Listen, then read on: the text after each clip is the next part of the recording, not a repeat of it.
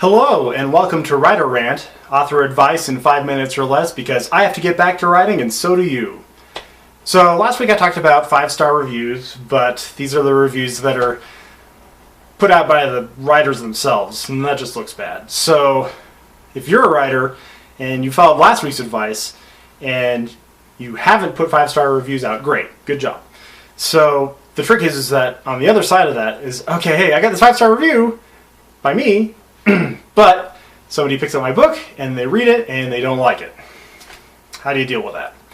So bad reviews are something that is somewhat inevitable. You're not going to please everyone all the time, and so you need to be prepared for, okay, this is somebody that's not their genre, or they were in a bad mood, or their dog got hit by a truck, or whatever, and so it's going to influence their review somehow, and it's going to come out negative. Now, how you deal with that?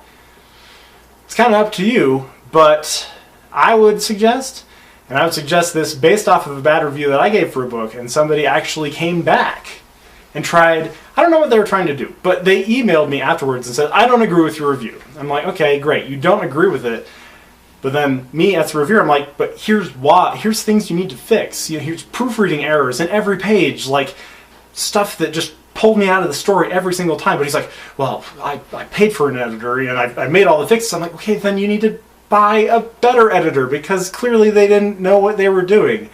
And so, you know, you get in this back and forth then between the reviewer and the author, and it never looks good and it never ends well. Even to the point where it's like, I was telling this guy, look, I don't ever want to hear from you again. It's like, you have your opinions, you think your book is great, you've got 5 stars from a bunch of people who read it, and it's like, that's great.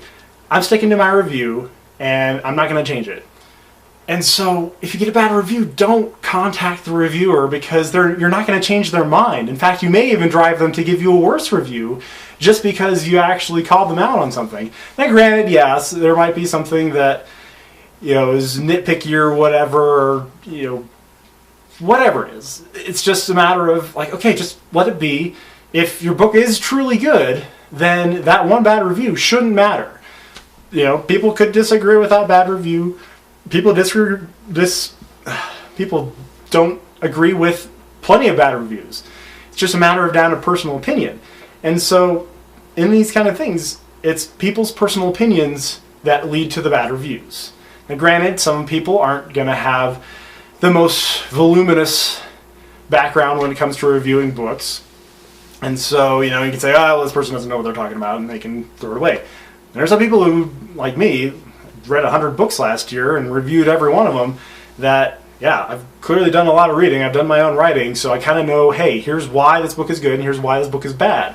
And so, you know, as long as they finish your book, I think you should just accept the review as a negative review. If they didn't finish it, okay, then you might have an argument of, well, you know, it got really good at the end and you just had to kind of muddle through the middle part. And then it got, because that was actually one of the reviews I got in my books early on, was like, okay, this guy didn't even finish it, and he gave me a 1-star review. And I'm like, well, he didn't even finish it. So, me personally, I will write a review with a star rating if I've actually finished it. Now, granted, it could be very painful for me to get through some of these books that are just frustratingly bad. And so, when it comes down to it, is take these negative reviews and use them as growth points. Use them as, especially if they're very specific, of like, oh, the characters weren't very strong, or the plot had some plot holes, or more importantly, the proofreading really needed some work. Take those as opportunities for growth. Because if you just receive glowing praise all the time, it's not going to make you grow as a writer. It's just going to make you stagnate, and you're never going to get any better. And there's always room for improvement. So, what are some bad reviews you've had on your books? And did you interact with these people? Did you just let it be? You know, let us know in the comments below. If there's anything else that you think, yeah, you know, that really frustrates me about reviewers or writers, you know, by all means, comment down below and I'll get to it in a future episode perhaps. So thanks for watching this week's Writer Rant. I'm Benjamin M. Weilert.